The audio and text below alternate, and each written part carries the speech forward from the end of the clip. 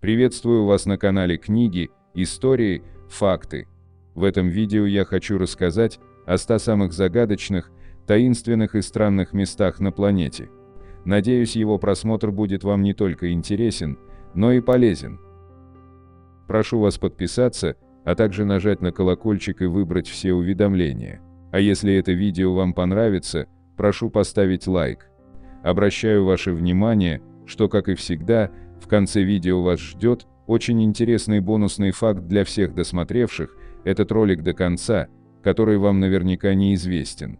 И помните, на канале Книги, Истории, Факты вы найдете самые интересные и правдивые факты на совершенно разные темы.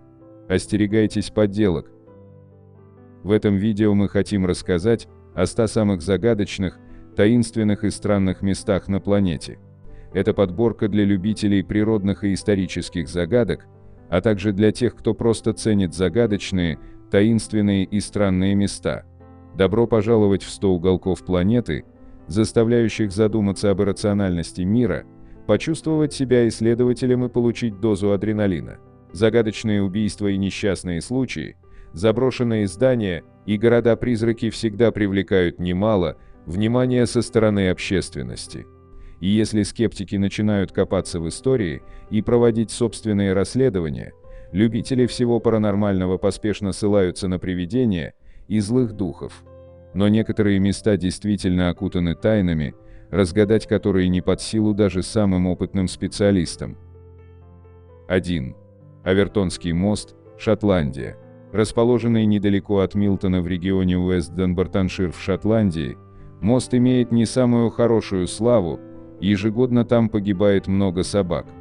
Каждая собака, которая проходит мимо моста, таинственным образом совершает самоубийство, прыгая с 15-метровой высоты.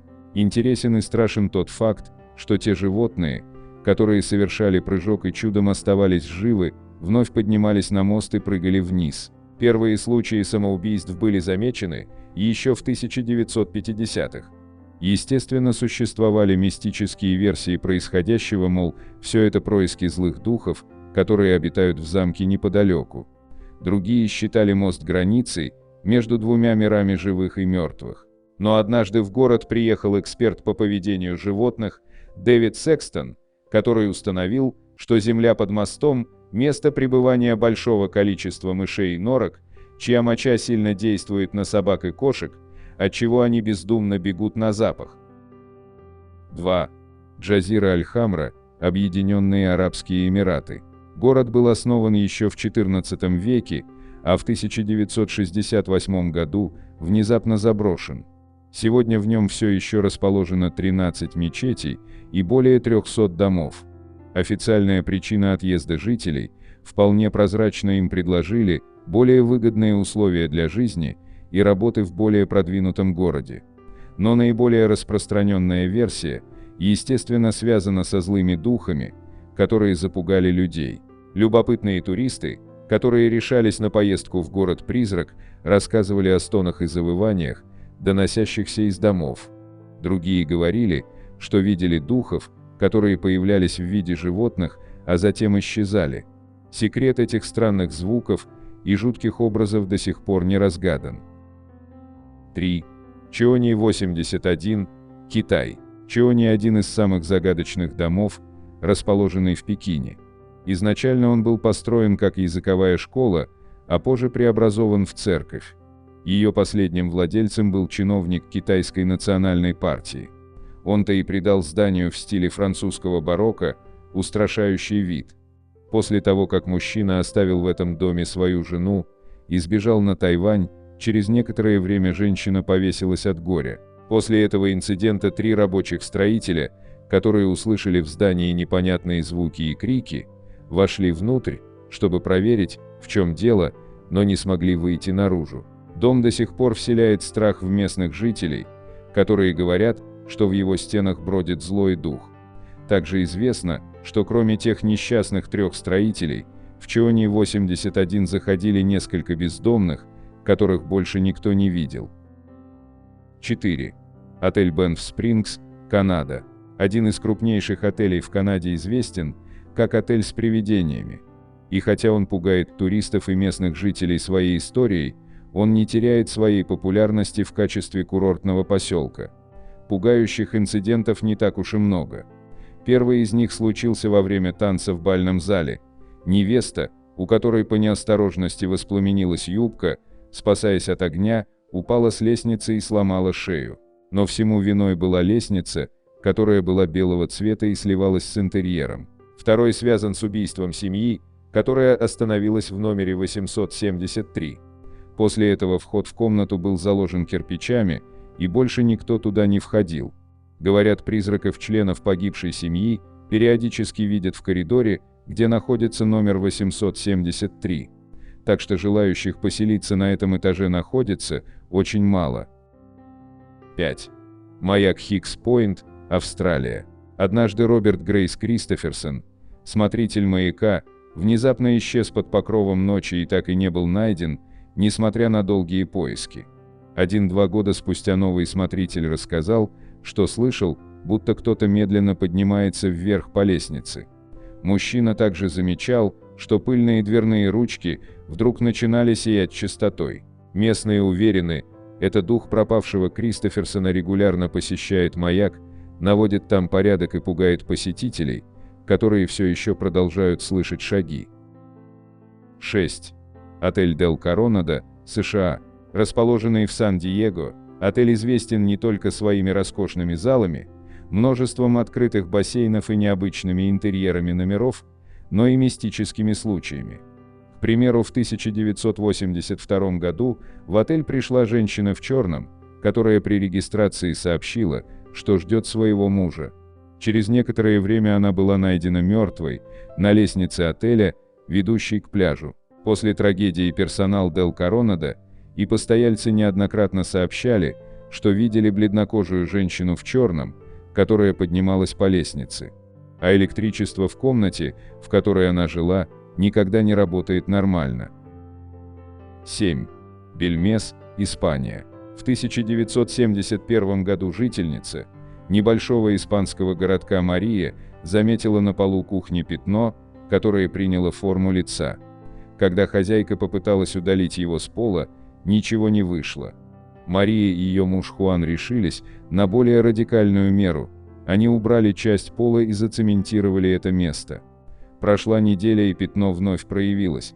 Семья была до смерти напугана, они разломали новый пол, часть которого власти города взяли на осмотр. Через некоторое время городской совет решил вскрыть пол, чтобы посмотреть, что может под ним находиться. К своему ужасу, они обнаружили скелеты, датируемые XIII веком, у многих из которых отсутствовал череп. Скелеты похоронили, но лица продолжали проявляться, причем одно лицо сменяло другое, некоторые улыбались, другие выглядели сердитыми. В Институте керамики и стекла Испании даже провели эксперимент, сфотографировали пол по частям, закрыли тканью и опечатали дом. Через 3 месяца исследователи обнаружили, что изображения сдвинулись с одного места на другое. В ходе анализа ученые нашли в материале пола меланократовые соединения. Это значило, что рисунки были сделаны вручную. Сначала подозрения пали на саму Марию, а после ее смерти на ее сына Мигеля. Но в целом тайна лиц Бельмеса так и остается неразгаданной. 8. Тоннель Крика, США. Рядом с этим тоннелем, недалеко от Ниагарского водопада, когда-то стоял фермерский дом. Однажды ночью в нем вспыхнул пожар, и девушка, спасаясь от огня, побежала к тоннелю в пылающей одежде. Она умерла от многочисленных ожогов.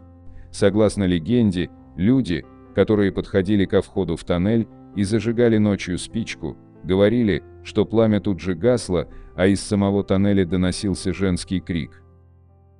9. Госпиталь Вейверли-Хиллз, США. В больнице, которая открылась в 1910 году, лечили от туберкулеза, болезни, которая в то время получила широкое распространение.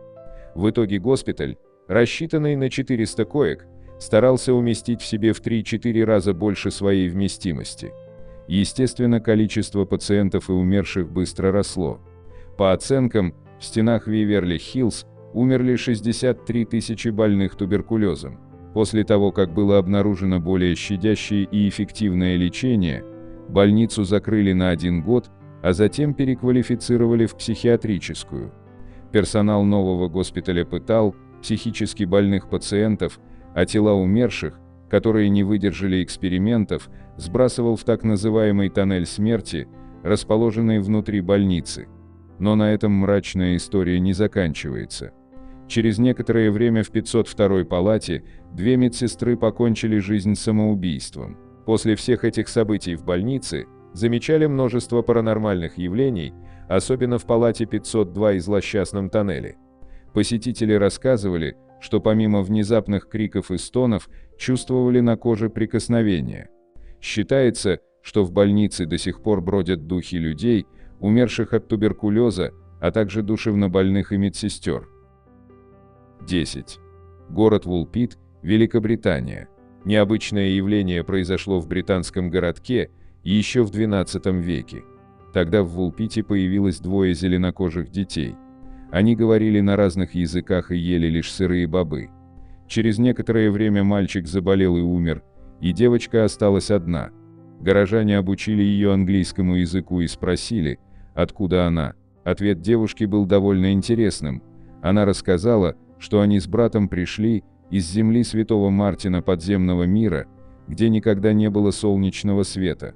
Немало исследователей пытались найти объяснение этому феномену. Было выдвинуто лишь несколько теорий, но ни одна из них не была доказана. Наиболее распространенная связана с отложениями мышьяка, которые расположены в этом регионе.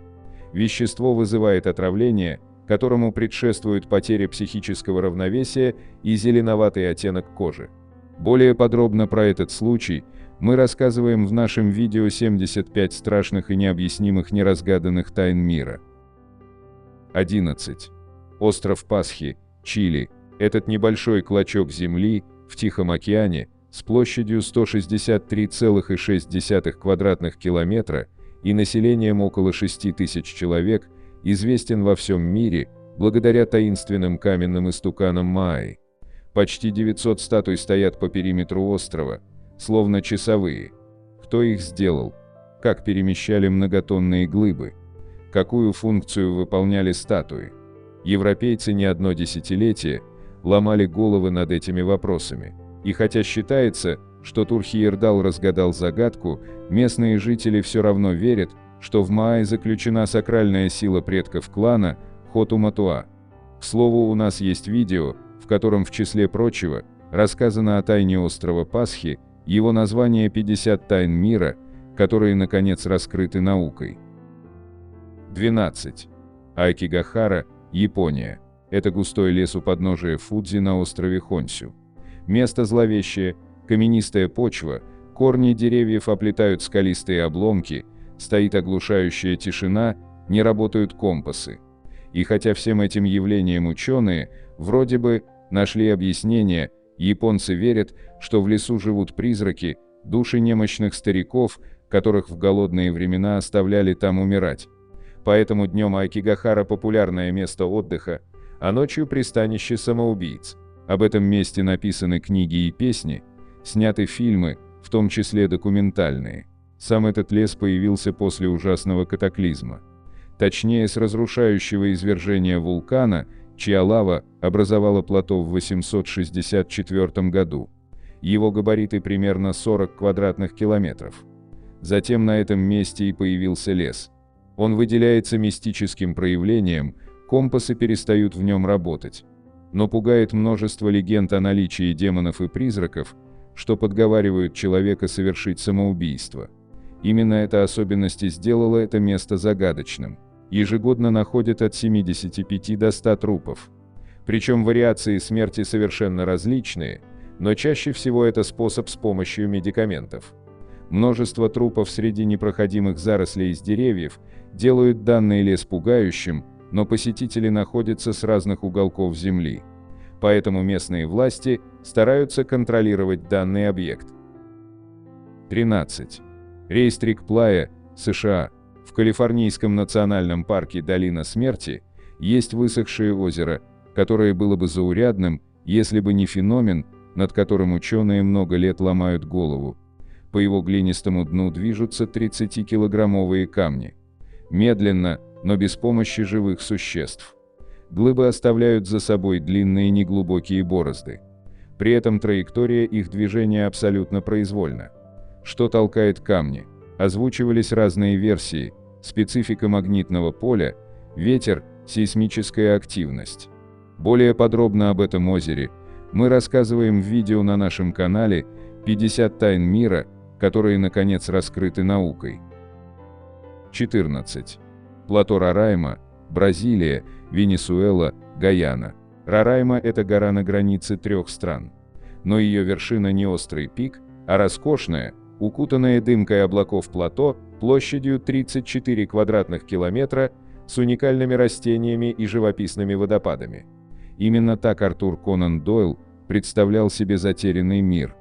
По поверьям индейцев, Рорайма – окаменевший ствол дерева, породившего все овощи и фрукты на планете. Еще индейцы верили, что там живут боги, поэтому до прихода европейцев на вершину никто не поднимался. Современные путешественники рассказывают, что на Рорайме людей охватывает просто священный восторг. 15. Долина кувшинов, Лаос. У подножия Анамского хребта разбросаны гигантские горшки, до 3 метров в высоту и весом до 6 тонн. Археологи предполагают, что кувшинам порядка 2000 лет, но никак не могут понять, как предки современных жителей Лаоса использовали их. Лаосские легенды гласят, что это утварь великанов, живших в долине. Еще говорят, что кувшины приказал сделать король Кхунг-Чинг, чтобы приготовить много рисового вина и отпраздновать победу над врагами. У историков свои версии. В горшки могли собирать дождевую воду или хранить в них продукты. А может, это были погребальные урны. 16. Бермудский треугольник.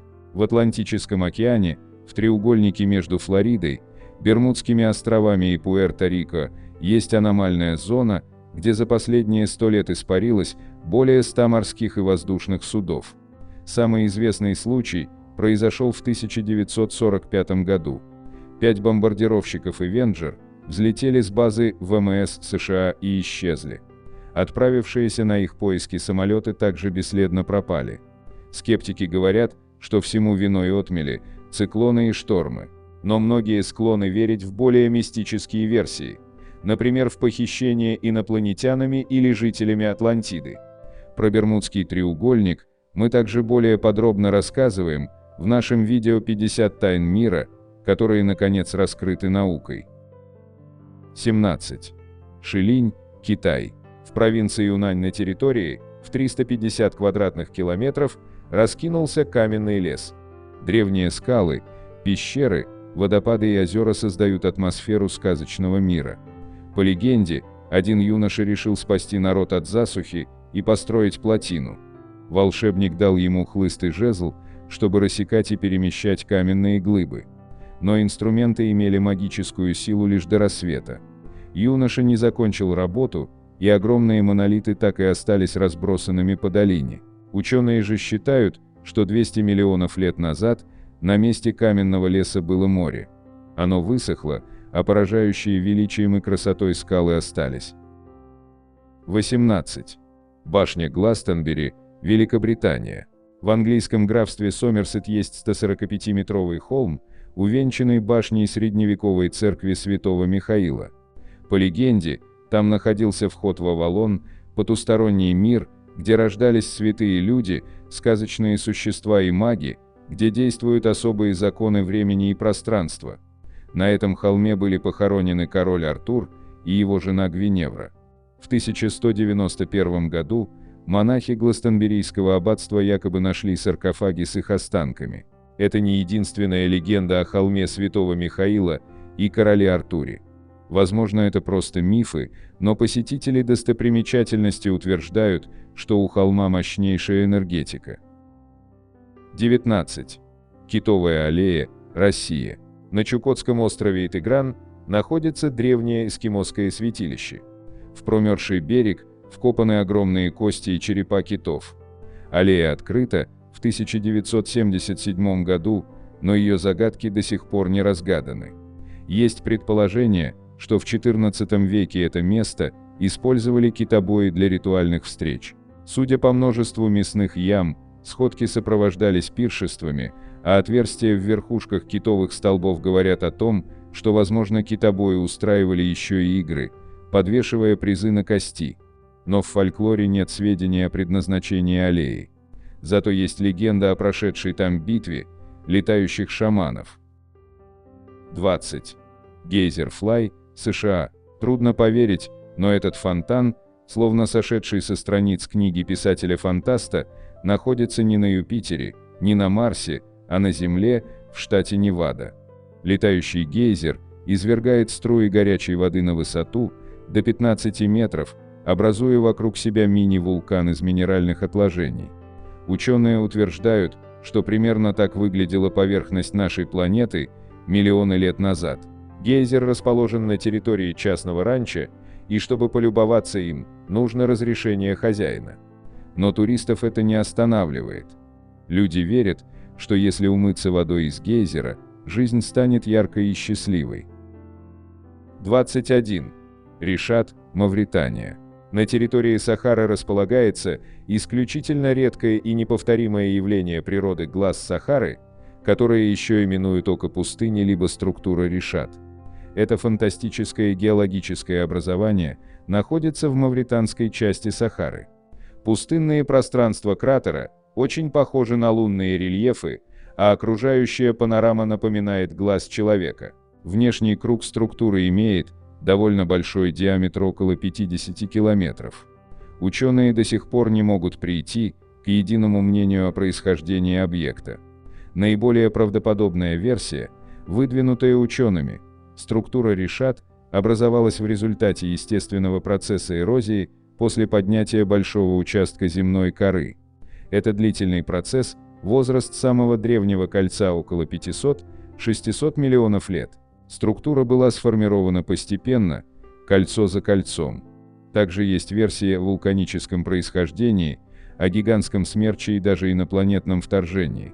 Интересно, что концентрические круги структуры Ришат являются чередующимися слоями горных пород различного происхождения, возраст которых составляет миллионы лет. Например, возраст осадочных пород, находящихся в центре структуры Ришат, составляет около 2,5 миллиардов лет, а возраст песчаника, из которого состоит последний круг этого образования, приблизительно 480 миллионов лет. Довольно долгое время структура Ришат служила ориентиром для космонавтов на орбите, так как представляла хорошо видимый объект на обширном пространстве ничем не примечательной пустыни. Структура Ришат может менять цвет в разное время суток, что объясняется эффектом тепловой эмиссии. А вот аборигены считают структуру Ришат божественным проявлением и именуют не иначе как глаз Бога. 22. Линии Наски, Перу. Плато Наска в южной части государства Перу стало некой картиной галереи на чистом воздухе, что было нарисовано еще до 12 столетия. Вот только полотна представлены здесь гигантских размеров. Рисунки представляют собой группу геоглифов геометрической и фигурной формы. Галерея занимает площадь более 50 километров и насчитывает 30 рисунков. Наиболее известные такие рисунки, как изображение птицы колибри длиной в 50 метров, паука длиной в 46 метров и различных огромных цветов. Самый большой известный рисунок – ящерица с длиной в 188 метров. Но это не все. Украшают поле 13 тысяч прямых полос и длинных линий, сотни спиралей, а еще 700 разнообразных геометрических фигур, треугольников и трапеций. Есть и изображения существ, похожих на человека, например, астронавт, длиной в 30 метров. Изображение очень древнее, но, находясь на Земле, фигуры невозможно распознать. Только когда человек построил самолет, уже в наше время их рассмотрели с неба, и случилось это официально в 1994 году. Первое сообщение было в 1553 году от испанского священника Сьеса де Леона. Все рисунки объединяют огромные масштабы и предельно ровные линии, как будто это работы одного художника. Но настораживает другое: ведь линии на самом деле это борозды в 50 см глубины и 135 см ширины. Лишний грунт при этом был изъят, но следов людей на местности нет. Наска – это плато, где следы надолго оставляет даже легкие автомобили-крестьяне, работавшие в поле. И если это рисовали люди, то обязательно остались бы протоптанные ногами и схоженные тропинки. Открытым остается вопрос, кто должен на них смотреть. Если с земли их не разобрать, значит зритель должен смотреть с неба, и это в столь древние времена. Существует версия, что рисунки предназначались пришельцам или сделаны пришельцами. 23. Подгорецкий замок, Украина. Дворец 17 века в селе Подгорцы Львовской области был бы обычной исторической достопримечательностью, отлично сохранившийся яркий образчик архитектуры Возрождения, место, где снимали Д'Артаньяна и трех мушкетеров, если бы не замеченные там аномалии. По легенде, один из владельцев замка, Вацлав Ржевузский, страшно ревновал свою прекрасную жену Марию. Настолько, что замуровал ее в стенах дворца. Смотрители Подгорецкого замка утверждают, что не раз видели призрак белой госпожи и постоянно слышат стук каблучков по мраморному полу. 24. Башня Дьявола, США. Башня Дьявола, или Девилс Тауэр – это столбчатая гора в штате Вайоминг. Она напоминает башню, собранную из отдельных колонн. Сложно поверить, что это творение природы, а не рук человека. Коренное население относилось к башне с благоговейным ужасом, ведь наверху много раз наблюдались странные световые явления. Сложилась легенда, будто на вершине сидит дьявол и бьет в барабан, вызывая гром. Из-за плохой репутации гору обходят стороной альпинисты. Огромный памятник, что построила матушка природа, Девилс Тауэр, имеет еще одно народное название – Башня Дьявола. Географически находится на территории США, штат Вайоминг. Высота этой башни составляет 1558 метров, а возраст более 200 миллионов лет. Скала Дьявола гордо носит звание «Национальный монумент». Эта достопримечательность такого рода первой получила признание еще в 1906 году.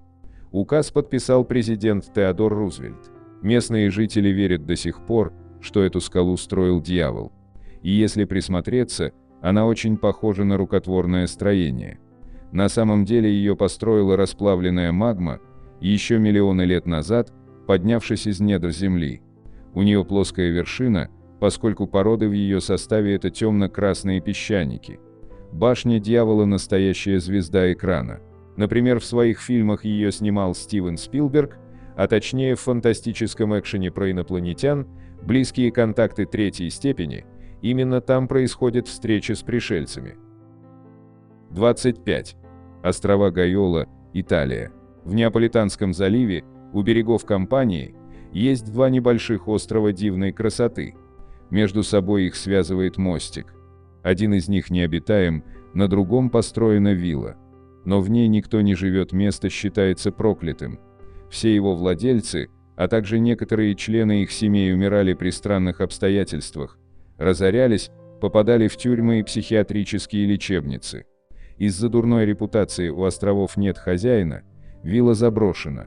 Лишь изредка на Гайолу заглядывают смелые туристы, фотографы и журналисты. 26. Замок Бран, Румыния. В живописном местечке Бран стоит величественный замок XIV века. По легенде, здесь часто ночевал граф Влад III Цепеш Дракула. Этот человек стал прообразом самого знаменитого в поп-культуре вампира. Прозвищем Дракула графа наградили за его невероятную жестокость. Он убивал невинных ради забавы, принимал ванны из крови, мог посадить человека на кол и трапезничать в присутствии трупа. Народ ненавидел его и боялся. Замок Бран в настоящее время действующий музей. Считается, что хотя Влад III не жил там постоянно, место пропитано его негативной аурой. Несмотря на то, что никаких свидетельств того, что он вообще посещал это место, не имеется, замок остается магнитом для поклонников готической атмосферы. 27. Бесконечная гроза, Венесуэла. В штате Сулия в Венесуэле грозовых дней гораздо больше, чем ясных. Возле реки Кататумба практически постоянно сверкают молнии, и гроза длится от 140 до 160 ночей в году. Молнии появляются ночью и могут продолжать вспыхивать около 10 часов подряд. В час можно увидеть до 280 вспышек. Их интенсивность настолько велика, что свет от них можно заметить с расстояния 400 километров. Удивительно, что вместе с молниями не бывает раскатов грома. Возможно, возникновение молнии объясняется тем, что местность вокруг очень заболочена. Проходя через болото, река Кататумба вымывает органические соединения, которые при разложении выделяют ионизированный метан. Метан же, поднимаясь к облакам, сталкивается с ветрами, и получается такой удивительный эффект. Вместе с тем есть немало мест, где содержание метана в воздухе значительно выше, вот только молний там не бывает. Многочисленные молнии без грома породили немало суеверий и легенд. В 1595 году молнии Кататумба спасли город Маракайбо. Пират Фрэнсис Дрейк решил захватить город, но из-за света молнии местные жители издалека увидели подход его кораблей, успели подготовиться и дали отпор. Также об этом феномене подробно рассказано в нашем видео 90 удивительных природных явлений, в которые трудно поверить. 28. Боди, США. В Калифорнии, на границе с Невадой, стоит город-призрак, названный в честь золотоискателя Уильяма Боди. В 1880 году в городе проживало 10 тысяч человек. На них приходилось 65 салунов и 7 пивоварен, был даже свой квартал красных фонарей в городе, процветали преступность, пьянство и разврат. Когда золотая лихорадка сошла на нет, люди уехали. Сейчас это исторический парк. Но туристы едут в Боди не из-за интереса к истории. Город считается пристанищем призраков. Того, кто возьмет оттуда хотя бы камень, будут преследовать несчастья. Смотрители парка постоянно получают посылки с возвратом сувениров. 29. Язык тролля, Норвегия. Тралтанга, или язык тролля – это необычный каменный выступ на высоте 350 метров на горе Скигидаль. Почему язык? И почему тролля? Как гласит старинная норвежская легенда, в тех краях жил тролль, который постоянно испытывал судьбу, нырял в глубокие омуты, прыгал через пропасти. Однажды он решил проверить, правда ли, что лучи солнца смертельно опасны для троллей. На рассвете он высунул язык из своей пещеры и окаменел навеки. Скала как магнит притягивает современных авантюристов. Посидеть на краю, сделать сальто, сфотографироваться. Тролля нет, а дело его живет. 30. Брокен, Германия. Это самая высокая точка горы Гарц, 1141 метр, где, по легенде, в Вальпургиеву ночь ведьмы устраивали шабаш. На вершине можно наблюдать редкое по красоте и таинственности природное явление брокенский призрак. Если стоять спиной к заходящему солнцу, то на поверхности облаков или в тумане проявится большая тень с радужным ореолом вокруг головы. Иногда даже возникает ощущение, что призрак двигается. Впервые явление было описано Иоганном Зильбершлагом в 1780 году и с тех пор не раз упоминалось в литературе о горах Гарц. Более подробно об этом феномене мы рассказываем в нашем видео 90 удивительных природных явлений, в которые трудно поверить. 31. Голосов овраг, Россия. Голосов овраг когда-то был пустынной мрачной окраиной Москвы. Сейчас это красивое, окутанное легендами место в Московском музее-заповеднике Коломенское. Одно из преданий повествует о странном зеленом тумане. Якобы были случаи, когда люди блуждали в изумрудной дымке, как им казалось, несколько минут, а на самом деле проходили десятилетия. Также во овраге расположены камни, в старину имевшие сакральное значение. Гусь-камень покровительствовал воинам, даруя им силу и удачу в бою, а девичий камень приносил счастье девушкам. 32. Стоунхендж, Великобритания. В 130 километрах от Лондона, в графстве Уилтшир, находится причудливое сооружение из огромных каменных глыб. Это один из самых популярных археологических памятников в мире. Исследователи установили, что строительство комплекса длилось почти 2000 лет и происходило в несколько этапов. Однако до сих пор непонятно, кто и зачем его строил.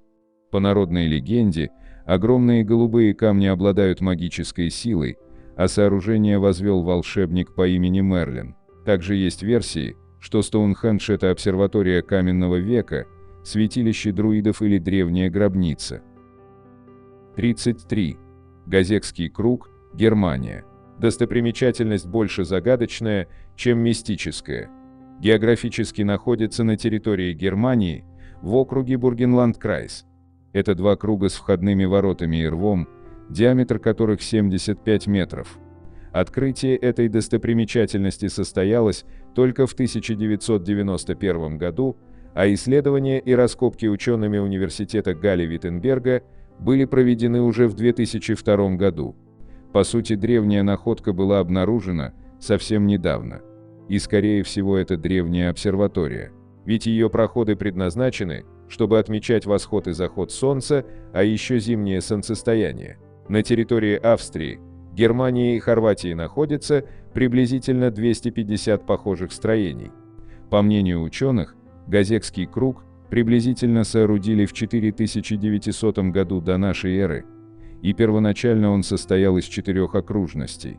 Археологам удалось обнаружить древние артефакты и скелеты людей, некоторые были обезглавлены. Еще одно доказательство, что интерес людей к изучению звездного неба, планеты Солнца родом с очень древних времен. 34. Мачу-Пикчу, Перу. На вершине горного хребта, на высоте 2450 метров, среди облаков над долиной реки Урубамбы, величественно возвышается древний потерянный город инков. Мачу-Пикчу построен в 15 веке, но в 1532 году дворцы, алтари и дома были оставлены. Куда делись жители? По версии историков, в Мачу-Пикчу жила элита империи инков, и с падением империи жители просто ушли в поисках лучшей жизни. По народным поверьям, большую часть населения принесли в жертву богам ради спасения империи, а остальные разбрелись по долине. Но однозначного ответа нет. 35. Колодец Тора, США. Колодец Тора – это таинственное явление на скалах Орегона. Природную воронку диаметром в 5 метров в проливе мыса Перпетуа назвали в честь бога Тора, но чаще ее именуют вратами в преисподнюю.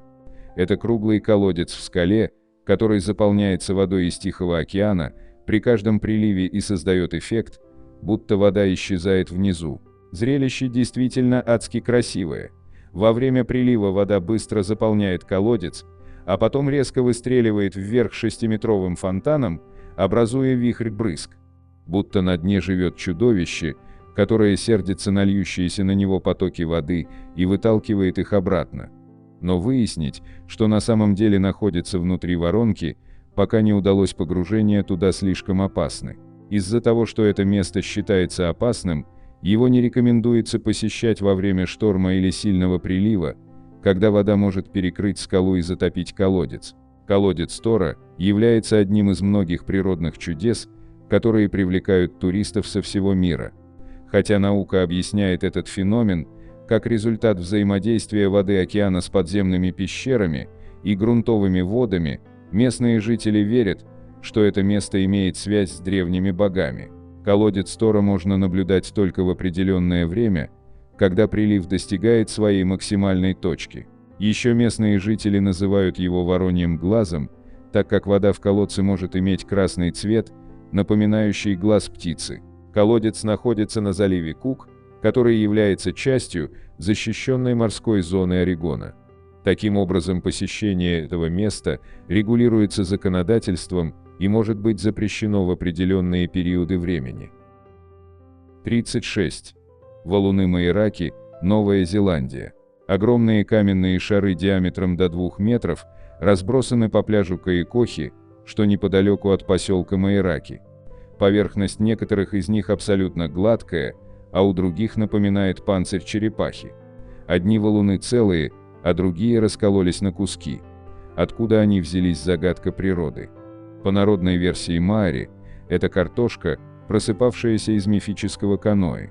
Также есть мнение, что это окаменевшие яйца динозавров и остатки летательных аппаратов инопланетян.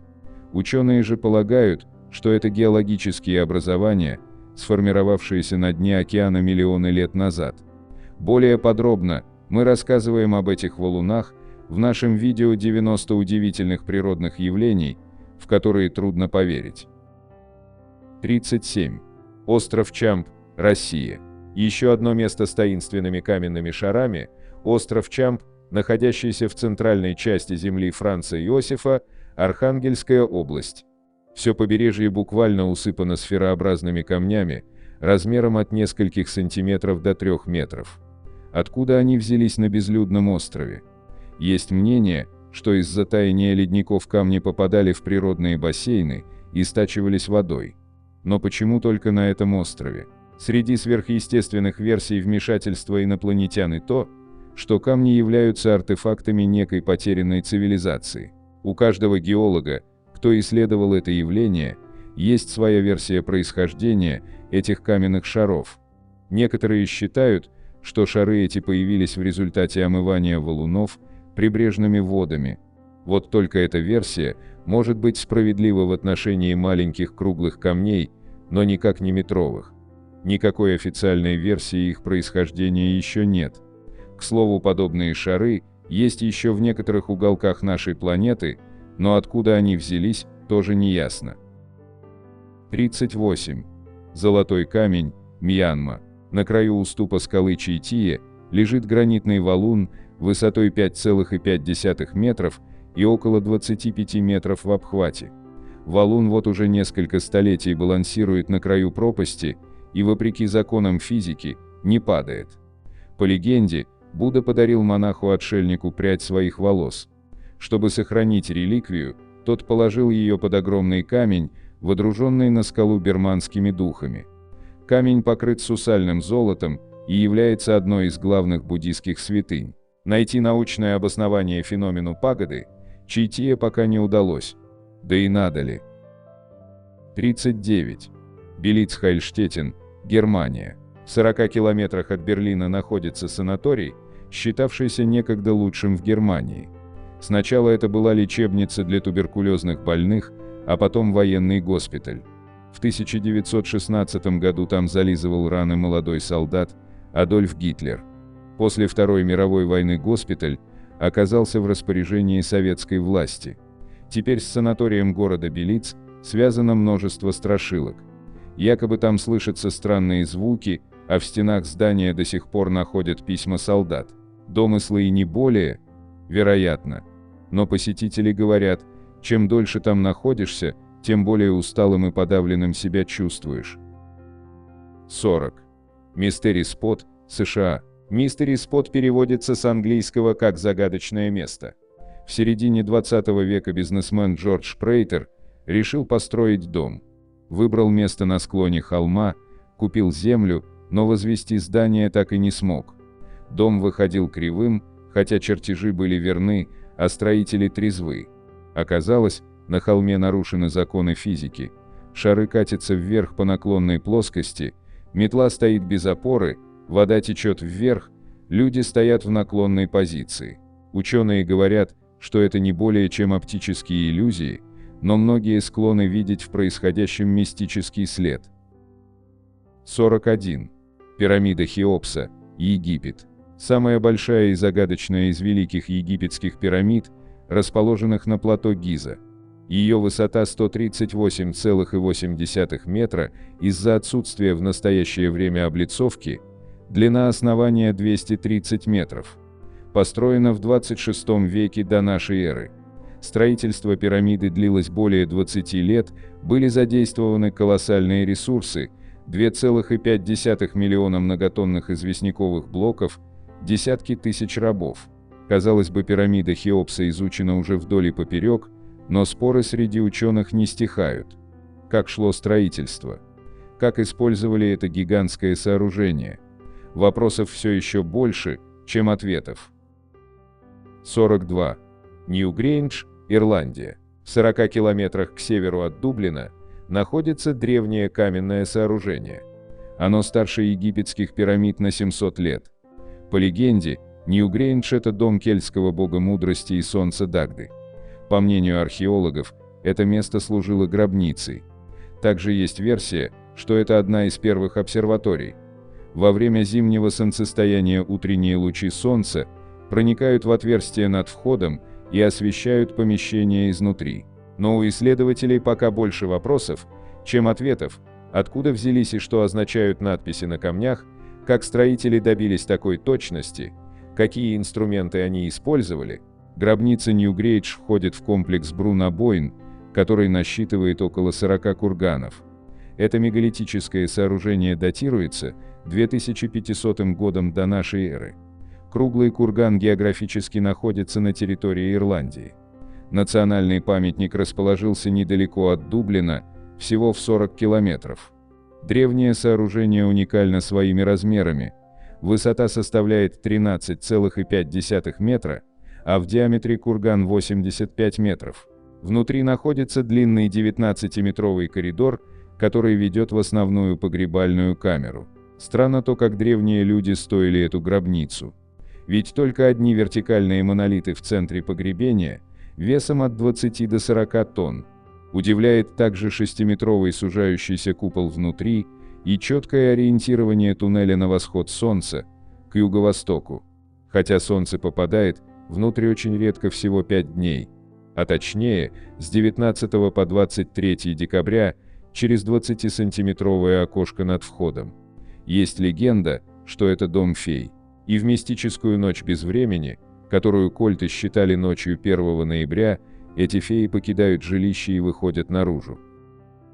43. Хэйчжу, Китай. Провинция Сычуань на юге Китая известна миру довольно необычным и даже мистическим местом Хэйчжу или лощиной черного бамбука.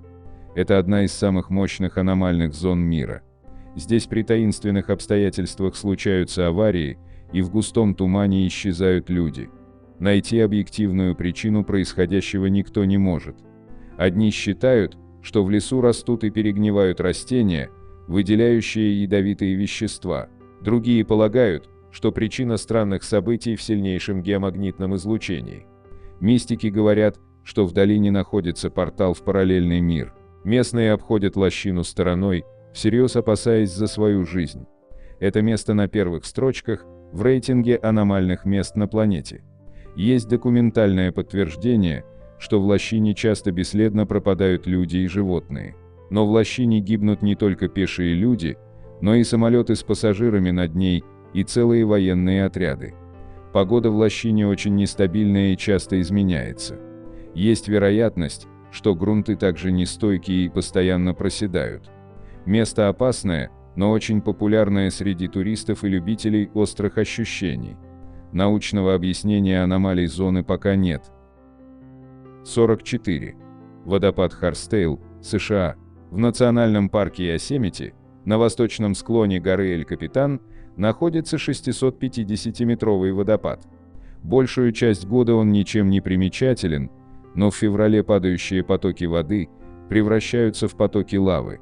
Удивительное природное явление связано с тем, что на закате солнечные лучи отражаются в водопаде, создавая зрительную иллюзию, будто со скалы стекает раскаленный металл. По легенде, на вершине горы был дом кузнеца, делавшего лучшие подковы для лошадей в округе. Но из-за сильного дождя кузницу смыло с обрыва. С тех пор водопад раз в год напоминает об этом трагическом событии. Более подробно мы рассказываем об этом водопаде в нашем видео 90 удивительных природных явлений, в которые трудно поверить.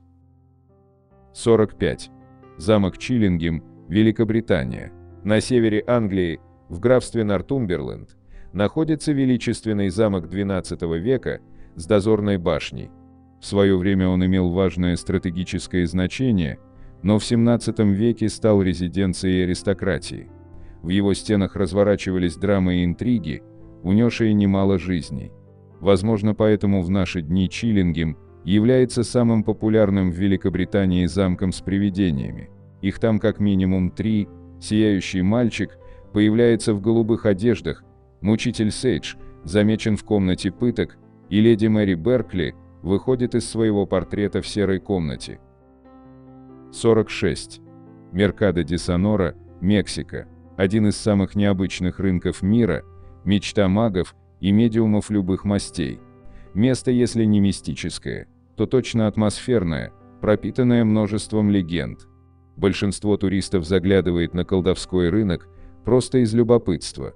Где еще увидишь причудливые ритуальные предметы, маски, сушеных змей, лапки пауков и редкие травы. Местные колдуны Бруха могут погадать, почистить ауру и излечить от недугов. На рынок частенько заглядывают и мексиканцы. Они к колдунам относятся довольно серьезно. 47.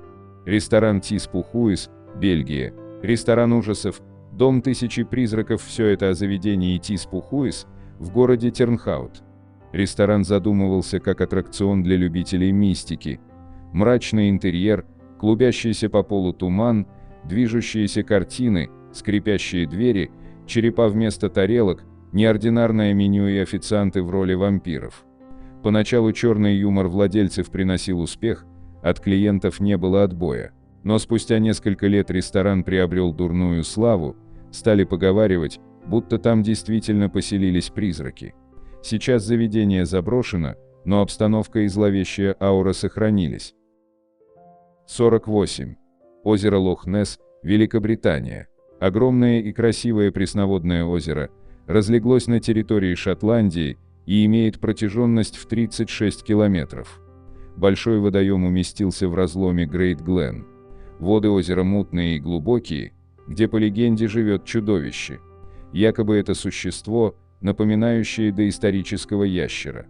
Один из очевидцев описал его так: 40 футов в длину, 4 плавника, туловище плавно переходит в вытянутую шею с небольшими бугорками. Людей, утверждающих, что видели лох-несское чудовище, довольно много. Зафиксировано более 3000 случаев. Есть даже фото и видеосвидетельства. Но научных подтверждений, что в озере может жить нечто похожее, нет. Спор о том, есть ли в озере монстр, длится не одно десятилетие и время от времени вспыхивает с новой силой. Упоминания о Нессе тянутся с начала VI века. В наше время информация от свидетелей, которые утверждают, что видели огромную ящерицу, не редкость. Резонансная статья по этому поводу в 1932 году вышла в газете «Инвернес Курьер» и была основана на рассказах местных жителей. Было проведено много научных исследований, последнее из которых произошло в 2016 году, но обнаружить следов Несси не удалось. По всей вероятности, это миф, но загадочные явления не дают покоя любителям сверхъестественного и привлекают туристов со всего мира. Об этом озере также подробно рассказано в нашем видео «50 тайн мира», которые наконец раскрыты наукой. 49. Озеро Каракуль, Россия. Российский собрат лох-несского чудовища, по поверьям, обитает в озере Каракуль Балтасинского района Республики Татарстан.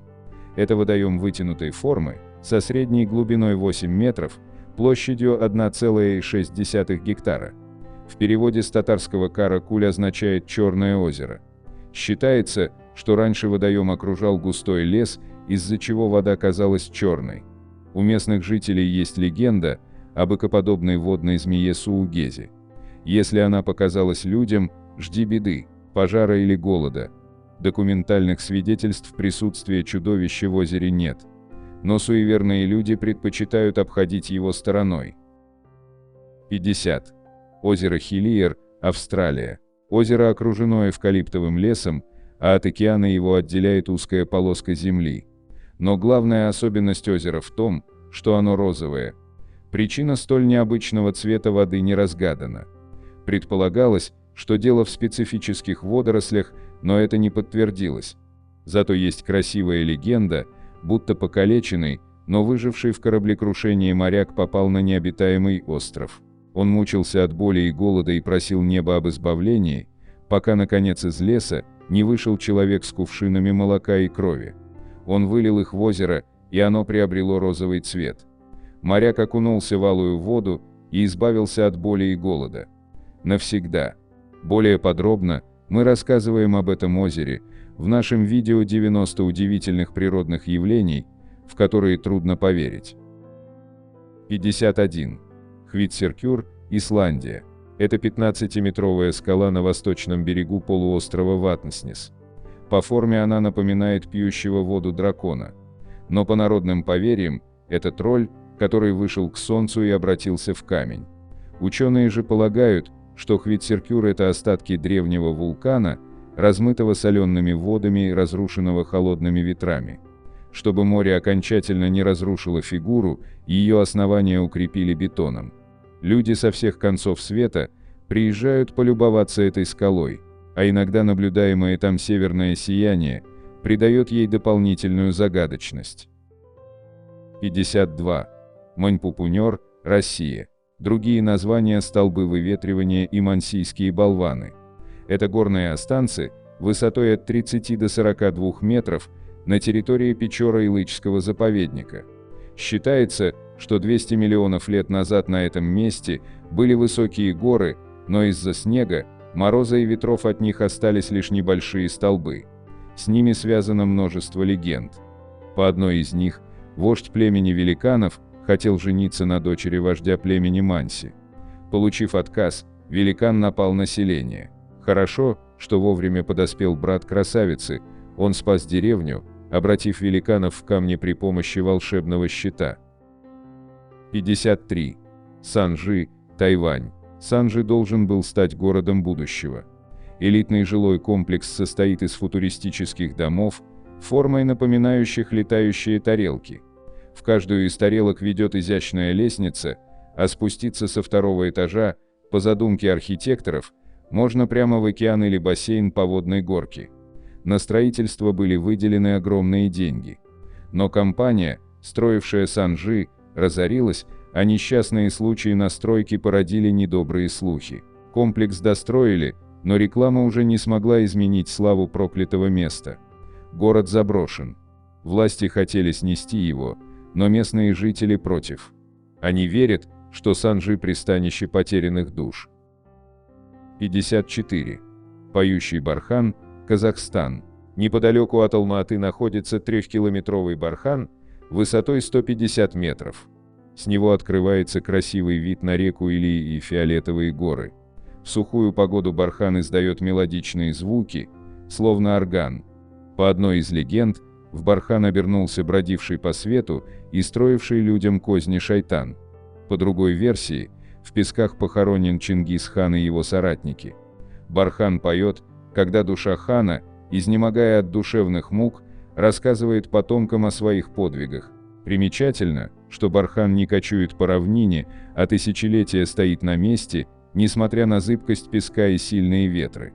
Хочу отметить, что тайна поющих барханов раскрыта в другом нашем видео 50 тайн мира, которые наконец раскрыты наукой.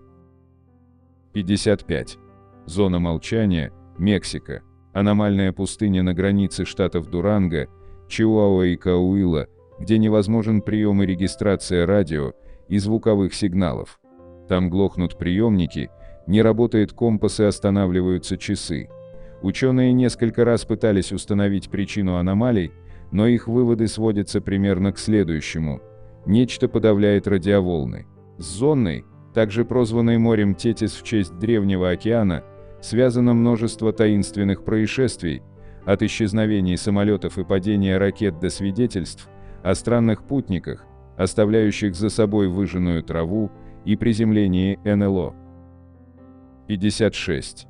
Дом Винчестеров, США. У дома 525 на бульваре Винчестер, в городе Сан-Хосе дурная слава.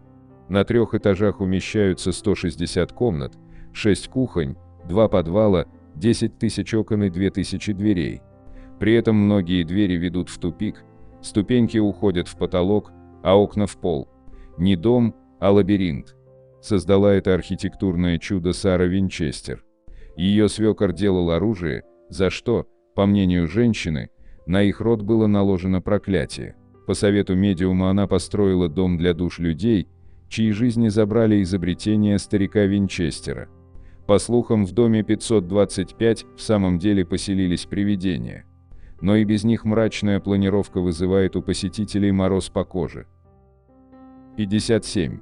Долина Мельниц, Италия. В сердце Соренто, на дне ущелья, разделяющего город на две части, находятся руины средневекового города, изюминкой которого были водяные мельницы. Отсюда название долины Вал-дей-Мулини. Стены старинной мельницы почти разрушились, колесо поросло мхом. Посреди современного города это словно обломок другого мира. Возможно, поэтому долина Мельниц – одна из любимых достопримечательностей поклонников мистики. Они считают, что у мельницы есть потусторонние обитатели. Якобы из ущелья иногда слышен смех, а из окон постройки виден странный свет. 58. Танцующий лес, Россия. В 37 километрах от Куршской косы, Калининградская область, находится необычный хвойный лес. Стволы деревьев причудливо изогнуты и скручены в спирали. Лес посажен в 1961 году, и до сих пор не ясно, почему сосны пустились в пляс. По одной версии, стволы еще молодых деревьев повреждены гусеницами побеговиуна зимующего.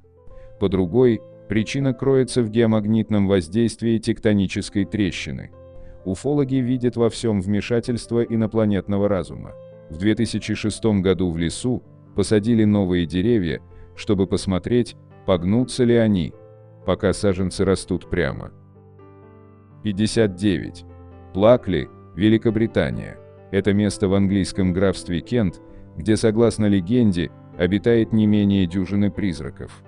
По дороге из Плакли в Малтманс-Хилл время от времени появляется карета, запряженная 4 лошадей, по пастбищу бродит дух полковника, а на одной из улиц можно наткнуться на фантом висельника. У каждого из 12 призраков своя история. Местные жители говорят, что к соседям из потустороннего мира привыкли и уже их не боятся. Но многие считают, что призраки – это рекламный трюк для привлечения туристов. Правда, доказать это, как, впрочем, и наличие призраков, пока не удалось. 60. Катакомбы Еглавы, Чехия. Еглава – город на юго-востоке Чехии. Одна из главных его достопримечательностей – 25-километровые катакомбы. Когда-то это были шахты по добыче серебра, потом их стали использовать для хозяйственных нужд. В 1996 году в катакомбах работали археологи, которые зафиксировали, что в указанном легендами месте слышен звук органа, а в одном из проходов исследователи обнаружили светящуюся лестницу, излучавшую красноватый свет. Археологов обследовали, массовые галлюцинации исключены. Причины загадочных явлений неизвестны. 61. Тимихеатахуа, французская Полинезия. На острове Нуку-Хива, входящем в Маркизский архипелаг, в местечке Тимихеатахуа, найдены статуи странных существ. Непропорциональные туловища, вытянутые головы с большими ртами и глазами. Создание загадочных истуканов археологи датируют примерно X-XI веком. Зачем аборигены сделали их? По официальной версии, это памятники жрецам в ритуальных масках. Но странно, что самих масок на острове не найдено. Отсюда предположение, что Нуку-Хива однажды посетили инопланетяне, а местные жители запечатлели их облик в камне. 62. Большая голубая дыра, Белиз. Это огромная воронка диаметром 305 метров и глубиной 120 метров. Находится в центре Лайтхаус-рифа. В 1972 году Жак-Ив Кусто установил, что первоначально это была система известняковых пещер, зародившихся еще в ледниковый период. Когда уровень океана поднялся, свод пещеры обвалился и образовалась карстовая воронка. Но есть мнение, что затопление не могло спровоцировать разрушение, слишком большие размеры, слишком правильная круглая форма. Должно было быть внешнее воздействие, например, падение метеорита. Об этом озере также подробно рассказано в нашем видео «90 удивительных природных явлений», в которые трудно поверить. 63. Озеро Пааселка, Финляндия. По осени на озере Пааселка можно наблюдать, как по водной глади блуждают огни. Некоторые из них шарообразные, другие напоминают языки пламени. По финским поверьям, они указывают на места, где спрятаны сокровища. Но алчных людей они заманивают на глубину, откуда сложно выбраться даже опытным пловцам. Блуждающие огни встречаются и в других уголках планеты, но на поселке их удалось заснять. О природе странных огней говорят разное, то ли разряды электричества в атмосфере, то ли выходящий из-под земли и воспламеняющийся метан, а может, следы перемещения НЛО. Ученые связывают появление светящихся разрядов с сильной напряженностью магнитных полей, что обычно бывает перед грозой. Подобные огни обычно возникают на башнях, высоких деревьях, вершинах скал, мачтах и даже на корпусах летящих самолетов. А вот как они формируются на водной поверхности, объяснить пока что никто не может. 64. Озеро Эрца, Южная Осетия. Это живописный водоем, протяженностью 940 метров в Дзауском районе Южной Осетии. Местные жители частенько называют его озером-призраком, так как каждые 5-6 лет из озера пропадает вся вода, а затем возвращается обратно. По легенде, в старину на его берегу жил жадный богач. Разгневанные крестьяне утопили его, и с тех пор его алчный дух время от времени выпивает всю воду в озере, а после вновь впадает в забытье. Геологи же предполагают, что вода уходит в карстовые пещеры под дном водоема.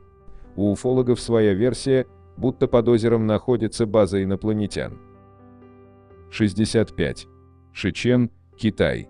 Древний город, затопленный в 1959 году в результате строительства ГЭС. Шичен, или город Льва, был заложен в 670 году. 5 городских ворот с башнями, 6 каменных улиц, все оказалось под водой. Размер города Льва – около 62 футбольных полей. Удивительно, но даже спустя полвека город прекрасно сохранился, включая деревянные балки и ступени, будто эта китайская Атлантида обитаема, и кто-то тщательно поддерживает там порядок. Таинственное подводное царство пользуется огромной популярностью у дайверов. 66. Остров Хосима, Япония. Расположен в Тихом океане, в 15 километрах от города Нагасаки. Японцы называют его Гункандзима, то есть крейсер, остров похож на корабль. В 1810 году там нашли месторождение угля. В 1930-х годах Хосима был значимым промышленным центром. Во второй половине 20 века там проживало больше 5000 человек. Но запасы угля таяли, а вместе с ними сокращалось и население. В настоящее время заброшенный остров частично открыт для посещения. Туристам нравится бродить среди мрачных построек, слушая истории экскурсоводов. Хосима стал одной из иллюстраций безлюдного мира в сериале «Жизнь после людей». 67.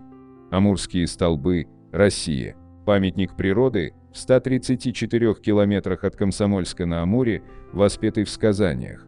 Гранитные столбы высотой от 12 до 70 метров стоят на склонах сопки и имеют свои названия: шаман-камень, стены, чаша, церковь, корона, сердце, черепаха и другие. Местные жители говорят о странной ауре камней, а шаманы до сих пор проводят там обряды. Ученые высказывают различные предположения о происхождении амурских столбов. По одной из версий, им порядка 170 миллионов лет, и они являются результатом деятельности подземного вулкана. 68. Священный лес, Италия. В городе Бомарце расположен зловещий, но красивый священный лес, или сад чудовищ.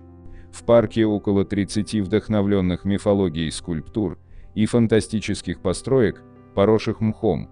Слон, пожирающий человека, трехголовый монстр, собака-дракон, врата преисподней и другие. Все это плоды фантазии Пьера Франческо Орсини, который так решил увековечить память о трагически погибшей супруге. Наследники Орсини не ухаживали за парком, и он приобрел зловещий вид. Появились слухи, что там бродят злые духи. Но несмотря на это, парк стал источником вдохновения для Сальвадора Дали, Мануэля Мухики Лайниса и других творцов. 69. Отель Стэнли, США, расположен в штате Колорадо, неподалеку от национального парка Рокки Маунтин. Построенный в начале 20 века отель состоит из 140 апартаментов и считается пристанищем призраков, например, привидения музыканта, играющего на пианино. В отеле никогда не было убийств или других страшных событий, но место буквально пропитано мистикой. Оно вдохновило Стивена Кинга на написание книги «Сияние», по которой впоследствии сняли сериал, декорациями послужил сам отель. А одноименный полнометражный фильм Стэнли Кубрика стал одним из лучших ужастиков в истории кино. 70. Несвижский замок, Беларусь. Этот дворцово-замковый комплекс входит в список всемирного наследия ЮНЕСКО. С ним связана легенда о черной даме, прообразом которой является кузина первого владельца замка Барбара. Мать ее возлюбленного не благословила их брак, а когда они все же тайно поженились, отравила невестку. Убитый горем супруг попросил алхимика вызвать дух жены, чтобы еще хоть раз взглянуть на нее. Во время спиритического сеанса вдовец в порыве чувств прикоснулся к Барбаре, чего категорически нельзя было делать.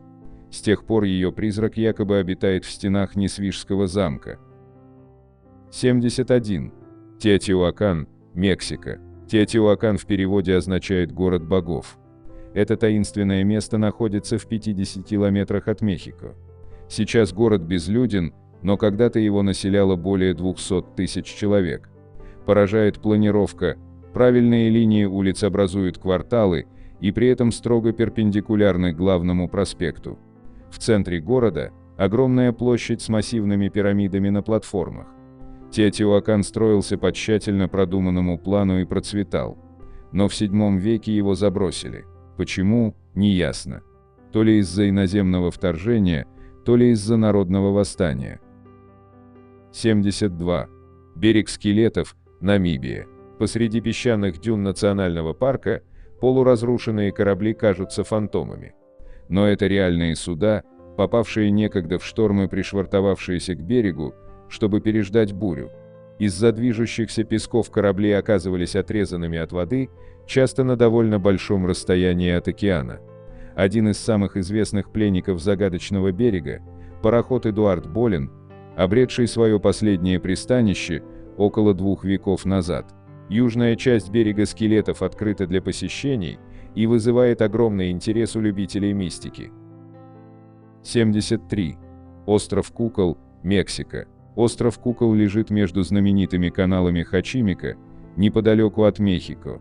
Это заколдованное место не только наводит ужас на коренных жителей мексиканцев, но и нагоняет страх на туристов, приезжающих сюда со всех концов света из-за любопытства и ради острых ощущений. Несмотря на милое название острова, он отнюдь не располагает к гостеприимству. Буквально на каждом шагу вас встречают висящие на каждом дереве, на любой постройке покореженные куклы. Вы словно воочию попали в атмосферу известного фильма ужасов. Детские игры и уже не чаете, как выбраться из этого проклятого места. Пупсы с пустыми глазницами, раздробленными головами, оторванными ногами или руками составляют жуткое украшение острова. Складывается ощущение, что именно так и будет выглядеть наш мир после апокалипсиса. Автор этого творения, создатель острова Кукол, уже давно почил в Бозе.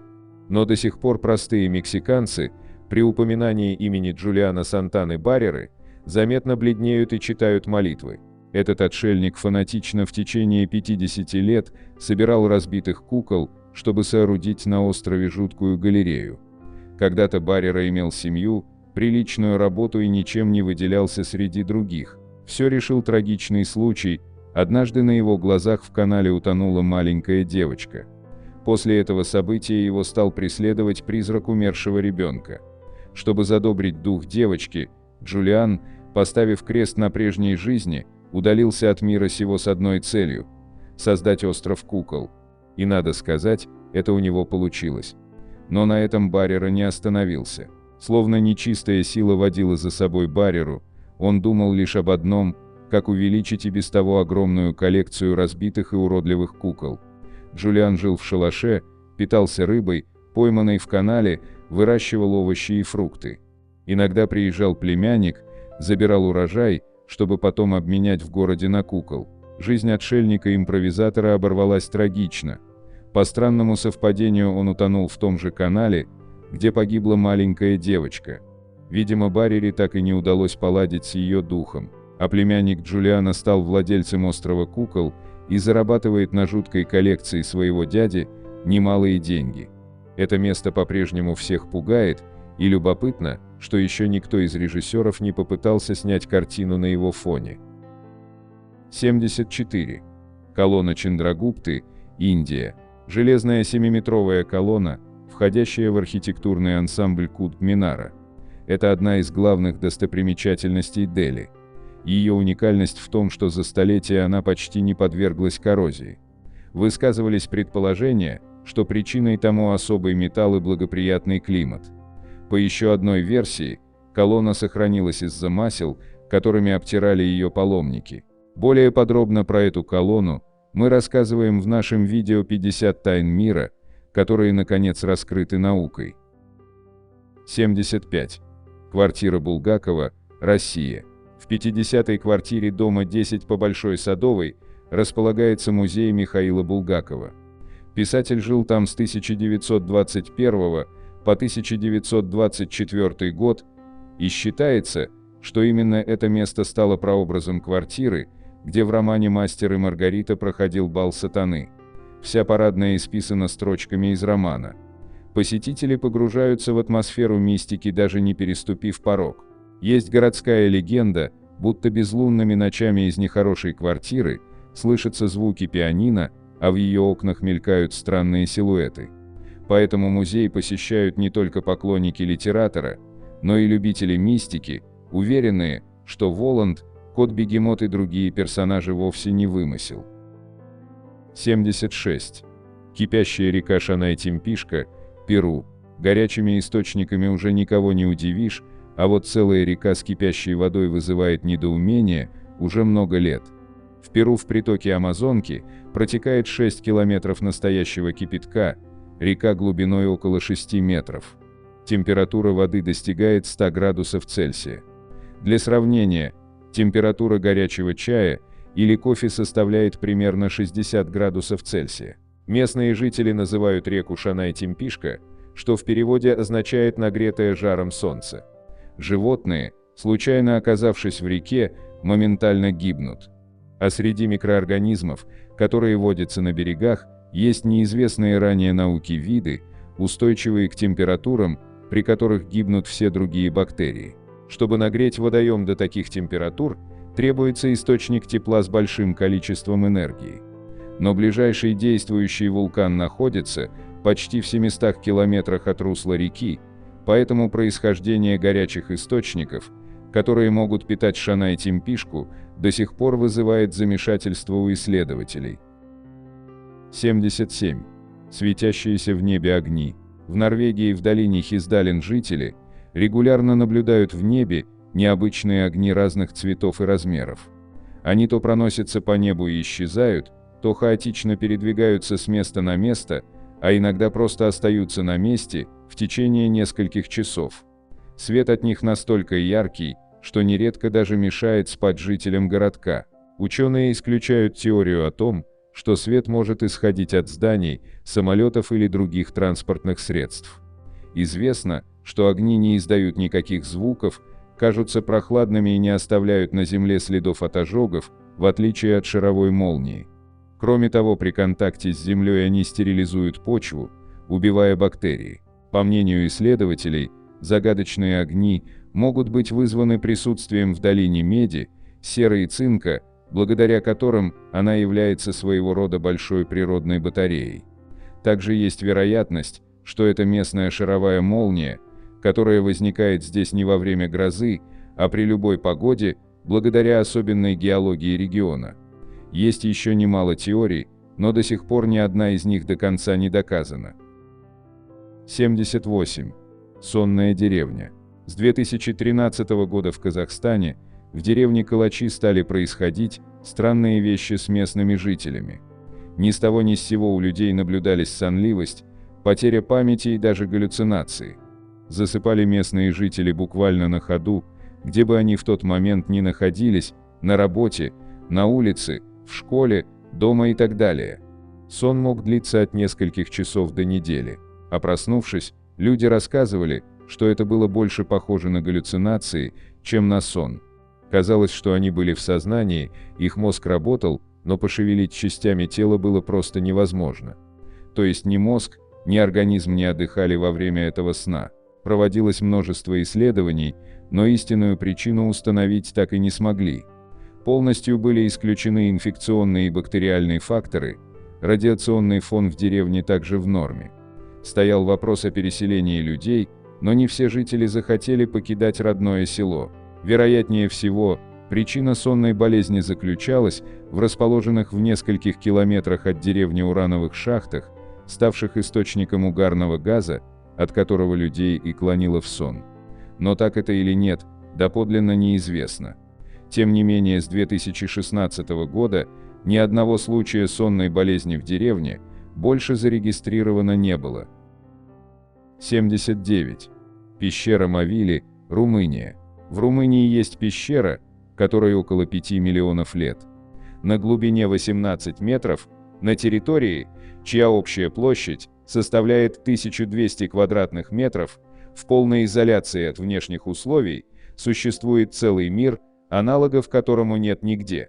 Пока что исследовано только 300 квадратных метров от всей площади, и люди обнаружили здесь около 50 видов различной живности, микроорганизмы, скорпионы, пиявки, пауки, мокрицы и прочие насекомые и ракообразные, большая часть которых науке неизвестна. Внутри пещеры практически полностью отсутствует кислород, но очень велика концентрация сероводорода, а также углекислого газа, аммиака и метана. Из-за особенностей атмосферы долгое нахождение в пещере опасно для человека.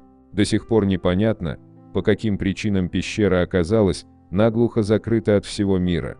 Основная версия ученых: некоторые из ее обитателей не погибли во время ледниковых периодов, а оказались в ловушке, эволюционировали и приспособились к жизни под землей.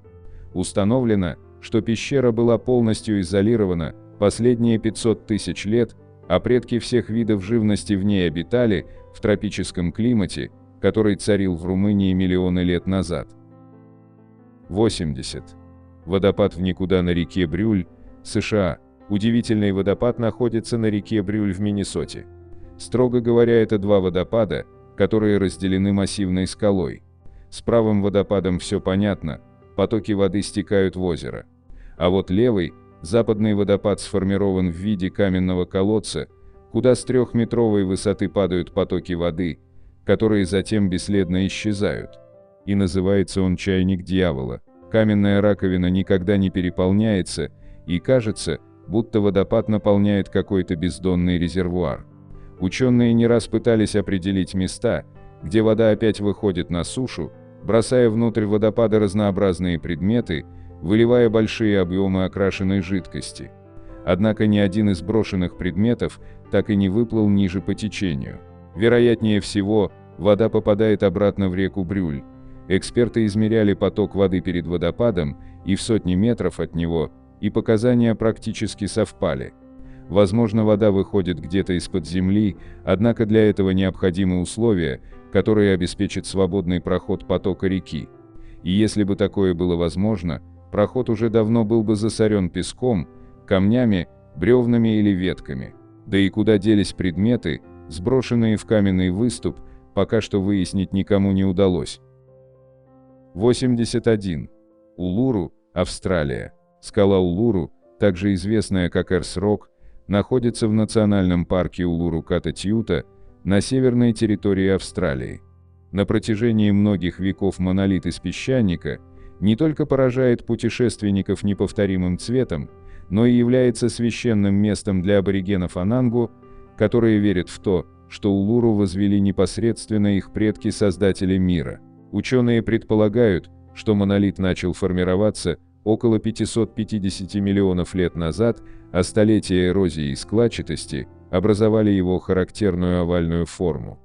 Красный цвет поверхности вызван окислением, в то время как свежая порода под окисленным слоем имеет серый цвет. 82. Розуэлл, Нью-Мексико, США. Город Розуэлл на юго-западе США – это, пожалуй, лучшее место для зарождения теории заговора про пришельцев.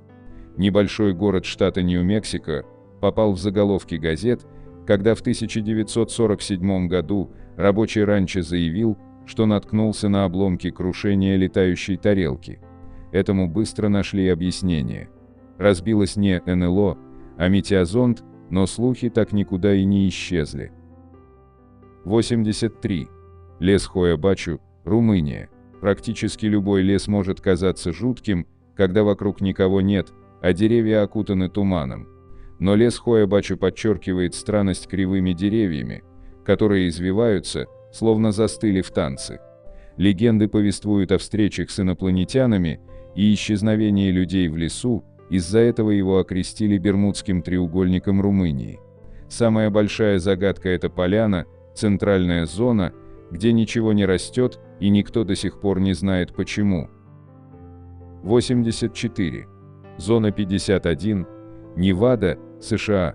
Военно засекреченный аэродром к северо-западу от Лас-Вегаса – это настоящий кладезь теории заговора. Этот действующий объект военно-воздушной базы Эдвардс, известный как Зона 51, привлек внимание во время испытаний самолетов в эпоху Холодной войны, порождая слухи о зловещих экспериментах, постановочной посадке на Луну и лаборатории, которой заведуют пришельцы. Входить на базу категорически запрещено, а на Google картах база представляет собой большое белое пятно. 85. Чертов мост, Германия. Чертов мост, или мост дьявола, в немецком парке азалий и рододендронов Крамлау настолько красив, что его, пожалуй, правильнее назвать сказочным мостом. Но его настоящее название связано со сверхъестественными ассоциациями. Замкнутая структура вместе с отражением в воде образует идеальный круг.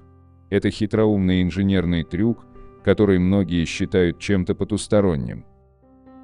86.